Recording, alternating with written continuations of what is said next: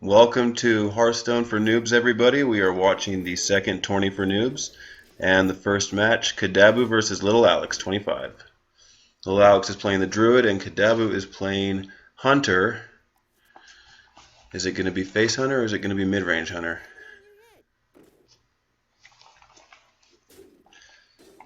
We see Alex is running an old school card here. And he instantly naturalizes the Juggler.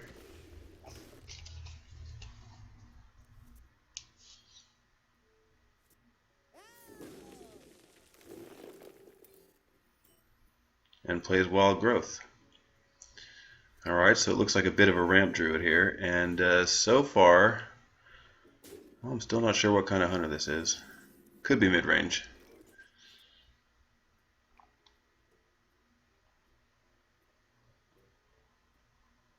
Alex is considering, what is he considering here? He's going to go ahead and keep ramping up.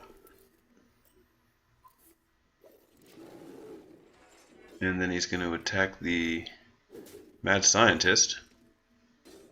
And that's the turn.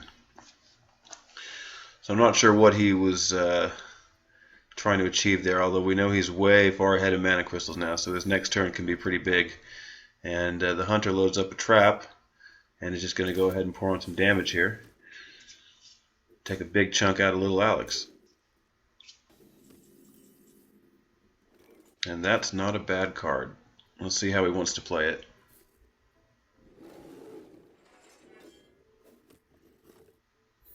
Now he's attacking in first. And he's going to see the snake trap and get bit a few times by this Juggler.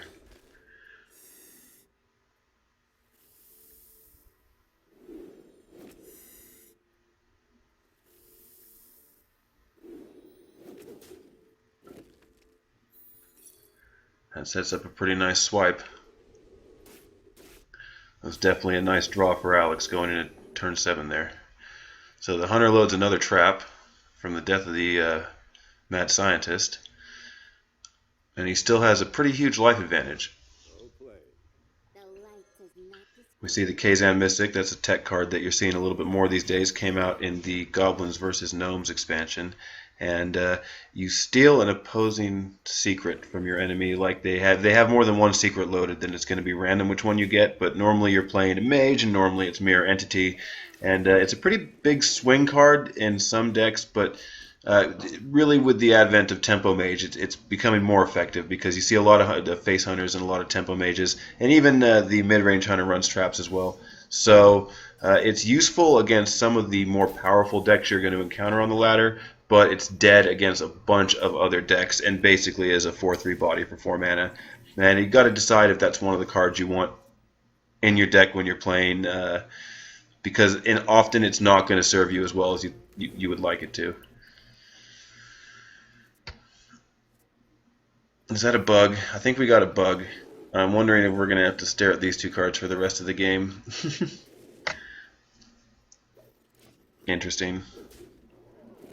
Well, now we get to see very clearly what the Grove Tender actually does for you, what your choices are when you use her. And Alex has also managed to armor up a bit, so he's back to 15 health essentially. And the Hunter really needs to get something on the board. That card is pretty solid, the Piloted Shredder. That'll help. And he's going to throw out... no, he's going to use his Hero Power. And he's going to throw out the Web Spinner. Okay, so that's a little bit more presence for the Hunter. Let's see how Alex responds. He's holding a couple of pretty decent cards here. See if the bug goes over. Nope. We're just going to keep staring at these Grove Tenders for a little while. Hopefully that won't carry on in the future games. I know Blizzard still has a few little bugs to work out with spectator mode, especially with some of the new things like where you can double spectate, and we get to see the cards of both our competitors here. So she'll go back, and I think she's just going to come right back out. Excellent, it reset the bug when he played her again. So good job, Hunter, playing that freezing trap. That fixed what we had to look at, and we didn't have to do it for the rest of the game. Okay, Alex is going to play the Claw and clear off this Puddle Stomper. So he's not facing a great deal of damage right now. I see 5 on the board. 6 with the hero power. And then here comes a Houndmaster. That pumps him up to 8 damage. And an Animal Companion. If this is Huffer, he's going to be in real trouble. Decides to load a trap.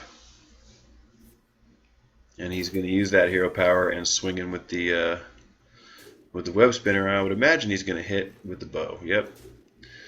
Alright, I don't know how much healing Alex has in his deck, but if he doesn't find any now, he's pretty much done. It's going to be tough. I don't see him coming back from this. Yeah, it would be nice to have that and a taunt, but I don't think that's going to happen.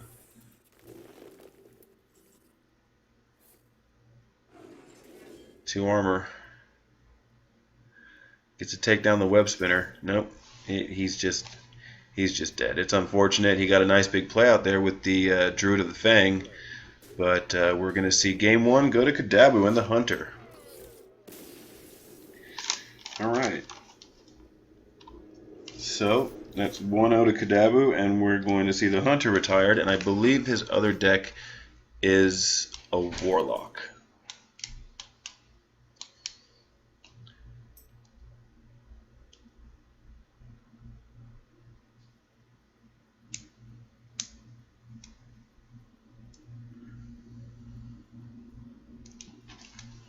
Just waiting for this battle to kick in. And we'll see if Alex decides to go with the Druid again or if he's going to switch it up to his other deck. I believe he's playing Druid and Rogue tonight. Yep, he's going to the Rogue. And we're going to see CaDaBu's Mage. And I've heard a few rumors that it might be a Freeze Mage. So this will be an interesting match. I think Rogues normally don't have a lot of damage sort of just sitting on the board normally. Normally it's 1 or 2 minions at a time, and it kind of goes from there.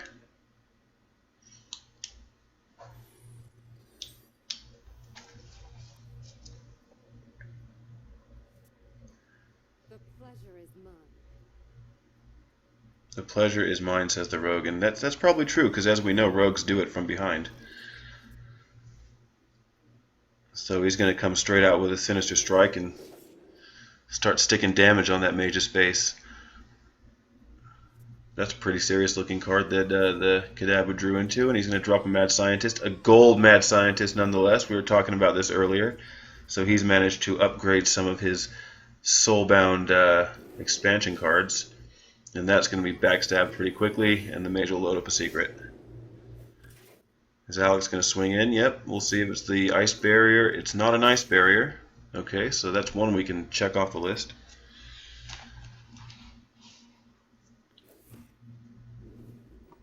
Now the question is it Mirror Entity? Is Alex going to play a minion here and find out? Or is he going to go ahead and attack and reload? Nope, he's going to drop that Piloted Shredder and say, screw your secret, I don't think it's Mirror Entity.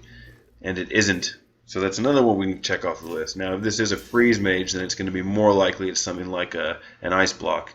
And we won't see that until the Mage is all the way down on life, if that's the case.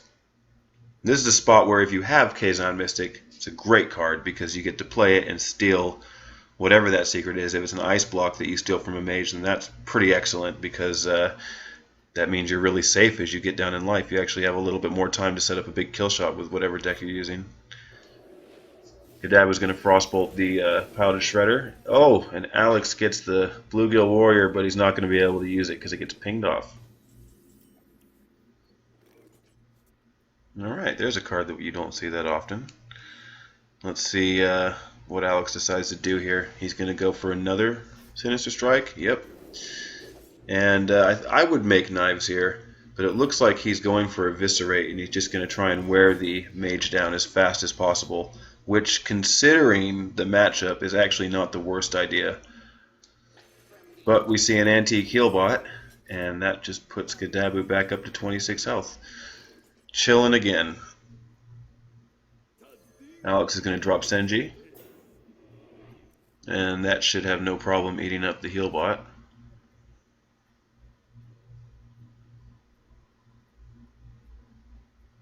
CaDaBu's thinking.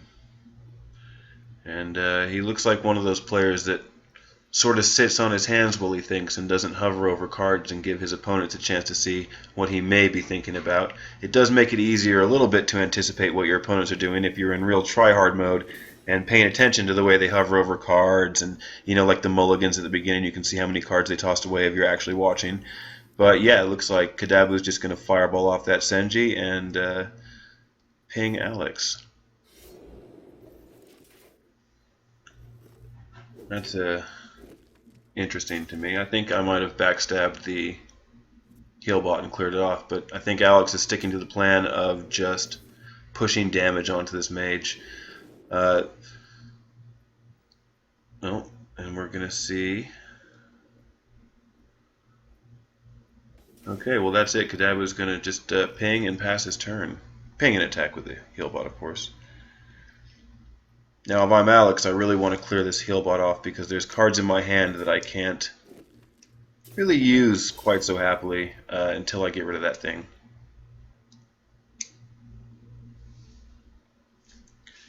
I think he definitely wants to make knives here. And he hasn't drawn a deadly poison yet. And he's going to go ahead, since he already attacked, and pass his turn over. I think we're going to see that card from CaDaBu. Yep, loads up another secret. And carries on, just pinging away and attacking with the heal bot. Okay, so Alex has actually taken some considerable damage at this point. I don't know if he's got any healing in his deck. But I think priority one right now is get rid of that heal bot. Yep, and he's finally going to drop a backstab on it and take care of it. And now we see Ravenhold Assassin and Cold Blood. So that is a pretty big assassin right now that can't be targeted.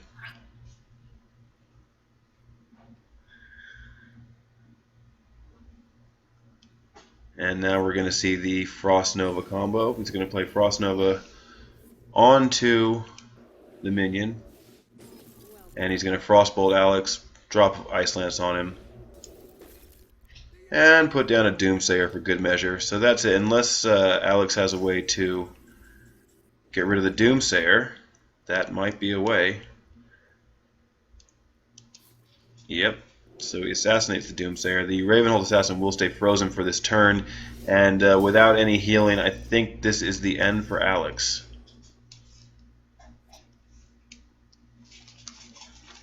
And there it is, Pyroblast in your face.